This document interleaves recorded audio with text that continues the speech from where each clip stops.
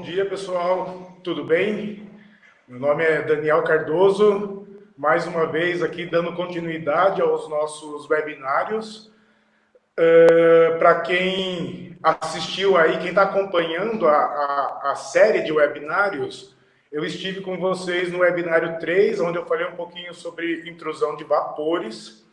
E eu estou retornando aqui agora no webinário 6 para a gente falar de um tema aí específico. A série de webinários ela é composta por temas gerais, referentes ao gerenciamento ambiental e também por temas específicos.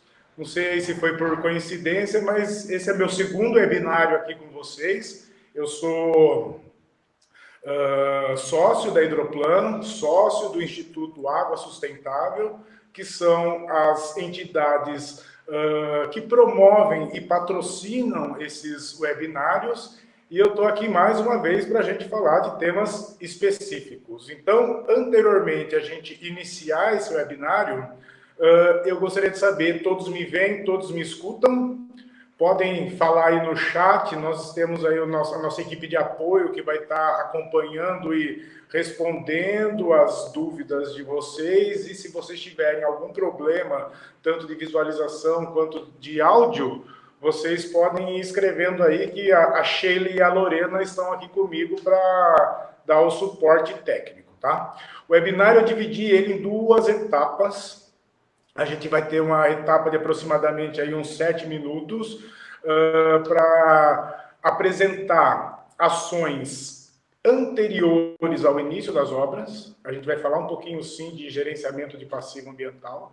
E a gente vai falar depois de ações de gerenciamento concomitantes à obra. Então, deixa eu passar aqui para vocês como vai estar, então, dividido o nosso webinário. Ações e medidas de gerenciamento anteriores ao início das obras, ações e medidas de gerenciamento concomitante às obras.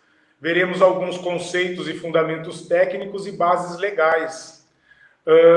Não me ative, apesar da Hidroplano e do Instituto, e eu também estar lotado aqui em São Paulo, eu acho que nós já falamos bastante de legislações e normas do Estado de São Paulo, da famigerada DD 38. Eu acho que ela já foi palco aí de discussões desde o seu estabelecimento até os dias atuais, em diversos seminários, workshops promovidos por diferentes entidades. E como eu sei aí que o público é um público aí de todo o Brasil, a gente tem gente aí de diferentes estados, então eu vou me embasar na DD 38. Todavia, eu acho que o aspecto geral a gente vai nortear por meio aí das bases federais, tudo bem? E mais, lógico, sempre trazendo algum exemplo aí estadual. Só que por que eu grifei municipal? Porque na segunda parte desse webinário, a hora que a gente for ver a gestão de resíduos nas obras, o que é muito mais importante são as bases legais municipais. Então, não vai ter receita de bolo. Cada um, dentro da sua área de abrangência, onde aí, eventualmente, se tem o pessoal aí das construtoras nos escutando, aonde vão ser feitas as obras, é aonde vocês vão ter que se embasar mais nas leis municipais. Normalmente, na Secretaria de Urbanismo, na Secretaria de Verde do Meio Ambiente. Então, cada município tem aspectos legais únicos e singulares. Então, por que municipal está muito importante? Porque é onde a gente está grifado, porque é muito importante, a gente precisa nos ater a essas bases municipais, porque é aonde eventualmente poderão ocorrer sanções administrativas e legais e até implicar em advertência, autuação e tudo mais. Então, na primeira parte, medidas anteriores às obras, o que eu quero assim deixar bem claro aí para todo mundo é o seguinte: não há passivo ambiental que seja impeditivo para que se revitalize uma área contaminada. Então, no webinário 5, que foi o Gustavo que apresentou, a gente falou como gerenciar passivos ambientais, não sei se foi o Gustavo, se foi a Isabela, ou seja, meus sócios. A gente já falou das etapas do gerenciamento ambiental, então, desde identificar a contaminação, quantificar essa contaminação e definir as medidas cabíveis após a investigação para que se mitigue os riscos. O que é importante saber que, independentemente do cenário de contaminação, logicamente cada um vai ter a sua complexidade, cada um vai ter as medidas adotáveis, mas nenhuma área é impossível de ser revitalizada. Umas são mais fáceis, logicamente, porque a contaminação é uma contaminação mais simples, com contaminantes menos nocivos, e outras, onde a contaminação extrapola o limite dos imóveis, onde ela pode acometer e trazer efeitos adversos para a comunidade vizinha ou para os bens naturais a serem protegidos, é lógico que vão caber intervenções mais complexas, e a complexidade vai ditar o quê? Tanto o cronograma para a reabilitação quanto o investimento. Então, não há área que não seja possível de ser descontaminada e ser dado um novo uso para a área, só que, logicamente, às vezes, o investimento financeiro pode tornar essa revitalização inexequível. Então, o que eu pus aí como parte de ações anteriores às obras? Ou seja, reabilitar a área para que eu possa desenvolver as obras. Aqui em São Paulo, na ADD 38, a gente fala de plano de intervenção. Só que, por exemplo, vou citar aqui um outro exemplo prático, e que não é nada diferente do CONAMA 420, em Minas Gerais chama PRAC. A FEAM chama de PRAC, que é Projeto de Reabilitação de Área Contaminada. Mas o passo a passo, gente, o detalhamento não é nada diferente. Ou seja, o que eu gerencio em Minas, Espírito Santo, Rio de Janeiro, Rio Grande do Sul, Manaus, não vai ser diferente. Não vai ser diferente. Então, a gente vai elaborar, executar e monitorar o plano de intervenção. E qual que é o objetivo específico? Eu vou usar plano de intervenção, mas lembre-se que qualquer outra nomenclatura aí do seu estado, as ações definidas a partir da caracterização da contaminação e definindo-se os riscos de exposição aos potenciais expositores atuais e futuros, ou seja, se eu tenho uma área industrial que eu vou descomissionar e vou construir um edifício, não vai ser diferente. Então, o que eu preciso fazer? Controlar as fontes primárias. Primária já não vai ter se eu estiver descomissionando, lógico. As fontes secundárias, ou seja, uma contaminação em solo, uma contaminação residual em solo ou em fase dissolvida. Normalmente, a medida de intervenção definida para controlar a fonte é a destruição de massa, ou seja, eu remover o contaminante, que é ação prioritária num plano de intervenção para reabilitação, ou seja, eu vou definir qual vai ser a tecnologia que eu vou usar, se eu vou fazer troca de solo, se eu vou fazer oxidação e redução química in situ, se eu vou usar alguma alternativa ex situ, se eu vou bombear essa contaminação e tratar em subsuperfície para depois, em superfície, para fazer o lançamento. Isso são parte das ações que eu vou definir no meu plano de intervenção, montar um cronograma e definir o prazo que eu vou ter que... o prazo que vai se transcorrer para que essa medida atinja as concentrações máximas aceitáveis que eu defini com base no meu novo cenário de ocupação. Para quê? Para eu ter o controle dos riscos. As medidas de remediação e destruição de massa, elas devem ser priorizadas até mesmo em relação às medidas de contenção, que eu uso uma medida de contenção. Se a minha contaminação está extrapolando os limites do imóvel, eu tenho que colocar aí barreiras físicas ou mesmo barreiras hidrogeológicas, uma barreira hidráulica, para poder fazer a contenção dessa pluma. Barreira física, eu não estou colocando como medida de remediação, por quê? Porque ela é uma medida de controle de engenharia, ou seja, eu posso fazer cortinas de concreto, eu posso fazer muros de sustentação. E também não posso deixar de falar das medidas de controle institucional, que são as medidas aí que vão nortear, inclusive, o meu projeto legal, o meu projeto arquitetônico, colocando, às vezes, restrições no terreno para fundações, para edificações, localização das edificações. Então, às vezes, a gente tem que mudar o projeto legal com base no cenário de contaminação e das medidas de intervenção que estão sendo propostas. E por último aí uma medida que é bem famosa, que é a medida de restrição de uso, que eu acho que é uma medida aí que deve ser utilizada, mas não deve ser priorizada, inclusive, mais uma vez citando Minas Gerais, que eu acho que é um estado aí interessante, que as ações ambientais nesses últimos anos estão aí amadurecendo. O IGAMO aceita que nós proponhamos uma medida de restrição de uso sem eu dar prazo para essa medida, 2 anos, 3 anos, 10 anos, indeterminado, enfim, com base nos estudos ambientais. Agora, aqui em São Paulo, a gente também já está fazendo isso com a ADD 38. Eu acho que a medida de restrição de uso ela tem que ter, sim, data de validade, porque o recurso hídrico subterrâneo é um recurso valioso e a gente não pode ficar aí usando essa medida sem propor, como eu disse, primeiramente o tratamento de fonte, controlar a fonte.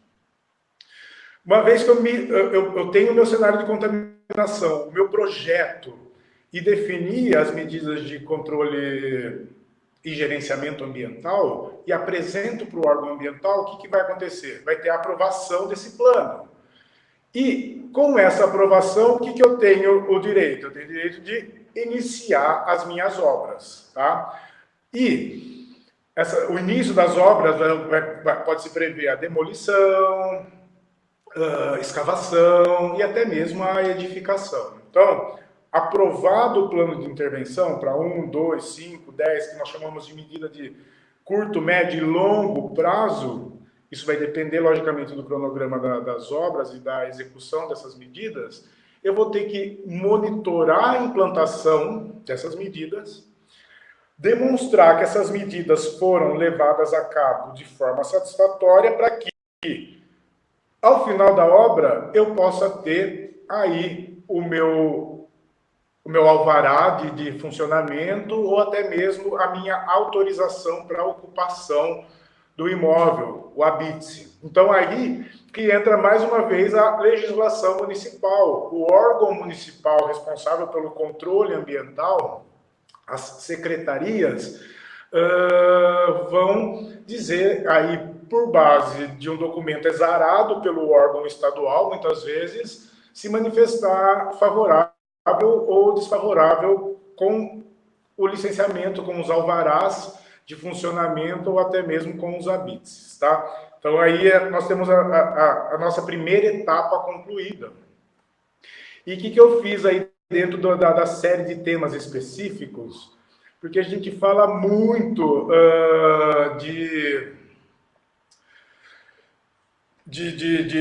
CONAMA 420, CONAMA 420, CONAMA 420, e a gente acaba esquecendo de falar muito de uma outra resolução CONAMA muito importante, que é a CONAMA 307, que fala sobre o gerenciamento dos resíduos da construção civil, desde a sua geração, classificação, destinação, e por que, na minha opinião, esse CONAMA fica um pouco colocado à parte? Não que ele não seja tão importante, por falta de uma cobrança mais incisiva dos órgãos de controle. Eu acho que essa é uma crítica que a gente tem que tecer aqui, porque parece que executar o CONAMA 307 não é obrigatório, você decide se você quer fazer ou não. E não é, o que a gente vê é o seguinte, ele sendo aplicado para grandes obras, por grandes construtoras e, às vezes, até por falta de conhecimento, as médias e pequenas obras não executam esse CONAMA aí na sua íntegra. Então, Por que que eu separei uma parte até maior desse webinário para a gente falar do CONAMA 307?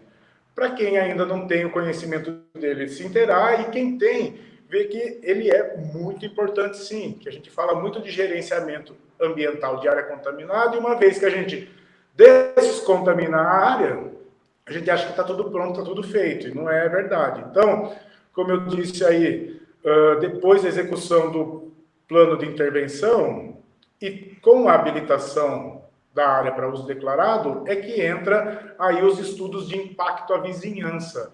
Mais uma vez, a gente tem aí geração de resíduos, e esses novos resíduos, se não devidamente tratados, acondicionados, destinados, enfim, se não fizer o correto gerenciamento desses resíduos, a gente acaba contaminando mais uma vez uma área que está descontaminada, por conta do que? Da obra. Então, o que prevê o estudo de impacto à vizinhança, né, o EVI, que posteriormente vira o relatório de impacto à vizinhança por meio do seu monitoramento. Movimentação de solo escavado. Todas as obras normalmente têm grandes volumes de solo escavado, aí 50 mil, 100 mil, 500 mil metros cúbicos, às vezes, de solo. E esse solo, por mais que não esteja contaminado, uma vez que eu escavo, ele vira resíduo e eu tenho que destinar ele de forma adequada. Resíduos da construção civil e de demolição. Inclui monitoramento de particulado, ruído, manejo de flora, e se for o caso, às vezes até entra o IFAM, que é aí o órgão responsável pelo patrimônio histórico, tá? Então, as atividades concomitantes à obra, ou seja, depois que eu tenho o meu plano de intervenção aprovado, ainda são importantes. E mais, a base legal para o gerenciamento dos resíduos da construção civil, que é a Lei Federal 12.305, né, que é a Política Nacional de Resíduos Sólidos. Nesse item, eu quero fazer a observação, até que, de acordo com essa política, a medida de intervenção, de remediação por troca de solo, às vezes, não é tão bem vista. Às vezes a ideia é falar assim, vamos tirar tudo que está contaminado e vamos destinar para aterro. Não, essa política prevê, inclusive, o gerenciamento dos aterros, minimizando o volume de material enviado a aterro, queimar ou colocar aí tecnologias de plasma, por exemplo, são muito caras, que tornam aí o trabalho até inexequível. Então, eu acho que é importante aí que a gente veja. Eu coloquei duas legislações aqui do município de São Paulo, a ANLURB, tanto a ANLURB quanto o DECONTE e a Secretaria do Verde e Meio Ambiente, eles têm aí atualmente apertado mais, sim, as obras com relação aos estudos de impacto à vizinhança e, consequentemente, do gerenciamento dos resíduos, até por meio de regulamentar, né, o transporte por meio dos caminhões e tudo mais. Então, vamos dar uma visita aí no CONAMA 307 e fazer até um comparativo dele com a NBR 10.004, para ver que não tem nada novo, na verdade. Eles mudam um pouquinho aí, mas eu quero que vocês se atenham não à classificação. Vamos ver aqui o que é resíduo mesmo na nossa obra. Então, ó, bloco de concreto, bloco cerâmico, argamassa, normalmente da demolição, solo, madeira. As obras geram grandes volumes de resíduos, gente. Isso daí não tem como a gente não pensar dessa diferente. Papel, papelão, plástico, metal, vidro, serragem. Vejam que grande parte desses resíduos eles podem ser, inclusive, reciclados, podendo até, muitas vezes, gerar renda para a própria obra. Para quê? Para que você possa até implementar medidas de gerenciamento, segregação, destinação do resíduo mais eficiente. Então, a gente tem que ver, inclusive, esse aspecto. Isopor é bem complicado, porque as indústrias de reciclagem de isopor são bem escassas. É um material que, quando gerado, ele tem uma logística para a gente reintegrar ele e destinar ele de forma adequada, muito complicada. Gesso, quantas vezes a gente escuta falar, mas gesso não contamina. Sim, gesso ele é material não inerte, tá, gente? Então, muitas vezes a gente vê as construtoras falando, não, mas gesso não tem, aí eu posso destinar da mesma forma. Não. Amianto, vai me falhar aqui, não vou lembrar o número da lei de cabeça, mas o amianto, a utilização de utensílios contendo amianto já está aí proibida há muito tempo, aí, desde a década de 80. Então, ainda há muito, principalmente em edificações de 1950, 1940, tem muita presença de amianto, então tem que ter campanhas para poder fazer a destinação desse fibrocimento, mas estou com dúvida, não estou com dúvida se tem amianto, a gente consegue fazer por difratometria de raio-x, coletando uma pequena amostrinha, a gente sabe se a telha ou se a caixa d'água tem aí amianto ou não é nada assim tão complicado de se fazer essa caracterização. E agora a gente já começa a entrar aqui em resíduos mais perigosos, ou seja, água de lavagem de pincel, não só, mas também resíduo contaminado por produto químico, lata de tinta, por exemplo, de óleo, impermeabilizante e óleo lubrificante das máquinas que operam. E mais, se o empreendimento vai ter abastecimento, às vezes a gente não tem lá um sistema de armazenamento aéreo móvel, mas às vezes a gente faz o abastecimento por meio de caminhões tanques, então tem que ter todo o procedimento para se evitar aí novos derramamentos e que se tenha a geração de solo contaminado com hidrocarboneto, isso seja classe D, eu tenho que raspar, mandar para aterro, enfim. Parece um preciosismo a aplicação do CONAMA 307, mas pelo contrário, na verdade, é otimizar para que se evite, primeiro, sanções administrativas e legais na obra, para que evite que vizinhos façam denúncias desnecessárias e com isso acarrete também desdobramentos, até mesmo às vezes inquéritos civis ou mesmo paralisação da obra, que é uma besteira por conta de medidas que, na verdade, são obrigatórias frente à legislação. A gente não está falando nenhuma novidade aqui. Eu estou aqui seguindo direto, tá, gente, com vocês. Eu até não estou com o chat aberto aqui. Eu não sei se vocês estão aí me instando a solicitar aí dúvidas e tudo mais, mas as meninas, a Sheila e a Lorena, elas estão aqui acompanhando, anotando todas as eventuais perguntas e depois aí a gente responde para vocês uma a uma. Então, aqui os elementos, né, do CONAMA 307, um fluxograma aqui bem simplificado, mas resumido, né, na verdade, é a geração do resíduo, a sua classificação, segregação, separar, não colocar tudo dentro do mesmo balaio, o correto armazenamento, porque o armazenamento é um crítico, que é onde eventualmente você gera condições do material contaminar solo e água novamente, transporte por veículos e caminhões devidamente habilitados, a destinação, e essa é a parte que eu vou falar para vocês. Isso é importante? Isso é importantíssimo. Geração, classificação, segregação, armazenamento, transporte e destinação. Só que registro e inventário é depois a forma de você criar evidências para mostrar que as medidas de gerenciamento preconizadas pelo CONAMA 307 foram levadas a cabo.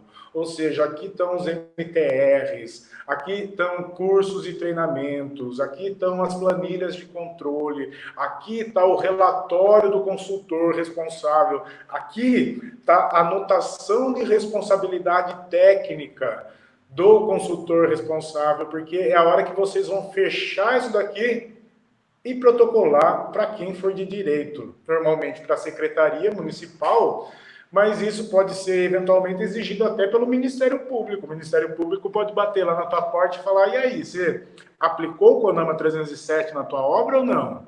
Porque aqui era uma área contaminada, você descontaminou, mas todo esse resíduo que você movimentou, ele tem rastreabilidade?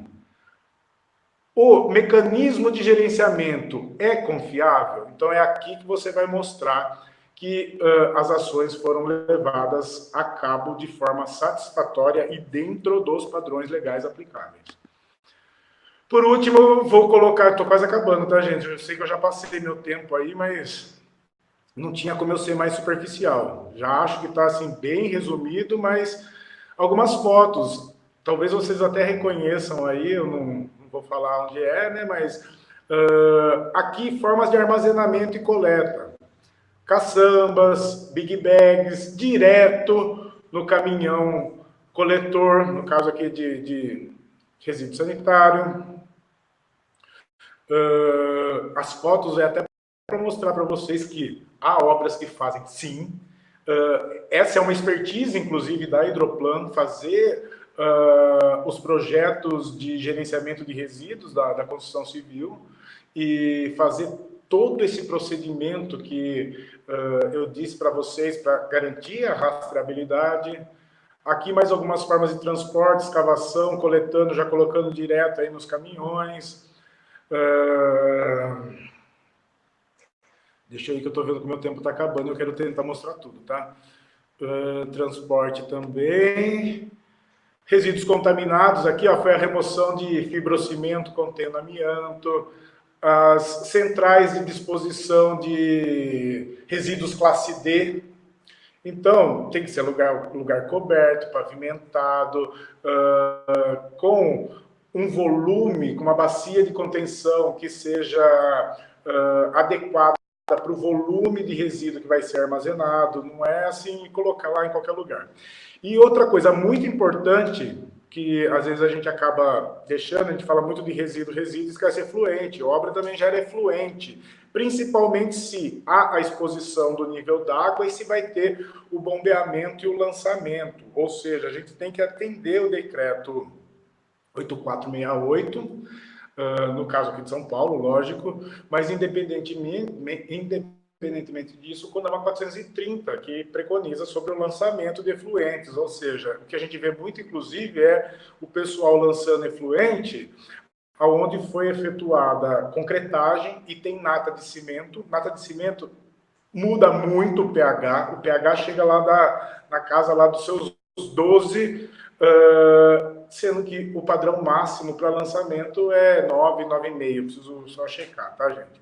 Então, isso é um ponto muito importante. Outra coisa é sólido em suspensão. Se eu estou escavando, eu gero sólido. Eu não posso lançar material em suspensão nas galerias de água, quer sejam elas pluviais ou mesmo na rede de esgoto. Então, normalmente a gente faz um monitoramento mensal de efluente, do lava-rodas, que também é a mesma característica de efluente, do lava-pincéis e tudo mais. Aqui, o que eu estava falando para vocês, a história da nata de concreto, fazer a proteção do solo exposto durante as atividades de concretagem, e aqui até alguns exemplos de reutilização de material em campo. É isso aí, gente. Se vocês gostaram, dá um like aí, a gente gosta, logicamente. Se não gostaram também, pode criticar, estamos abertos aí a sugestões para próximos temas. O próximo webinário vai ser no mês que vem, né? Os webinários estão sendo aí mensais, no dia 24/7, e a gente vai falar um pouquinho do que eu tinha falado lá logo no início. A gente viu aqui de como gerenciar no nosso imóvel, quer ele esteja em obras ou não. Mas e se a contaminação sai do seu imóvel e vai para o imóvel do seu vizinho? Então, dentro aí da série de temas específicos, a engenheira Isabela vai estar aí com vocês o mês que vem, já anota aí na agenda, dia 24/7, já pode fazer inscrição, meninas? Sim. Já pode fazer inscrição, já faça a sua inscrição para guardar, reservar aí.